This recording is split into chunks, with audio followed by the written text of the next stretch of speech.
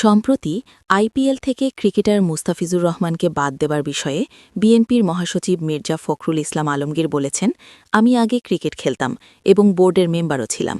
এখন ক্রিকেট খেলি না, এখন রাজনীতি করি। এই ক্রিকেটের ব্যাপারে আন্তর্জাতিক বিষয় জড়িত আছে। ক্রিকেটের সঙ্গে আমাদের দেশের সম্মান জড়িয়ে আছে। তিনি বলেন, আমাদের একজন ক্রিকেটারকে অপমান করা হয়েছে। এতে আমরা মনে করি আমাদের দেশকে অপমান করা হয়েছে। এক্ষেত্রে আমরা কি ক্রিকেট বোর্ডের সিদ্ধান্তে একমত? সোমবার সকাল 10:30টায় ঠাকুরগাঁও শহরের কালীবাড়িতে নিজ বাসভবনে সাংবাদিকদের এসব কথা বলেন তিনি।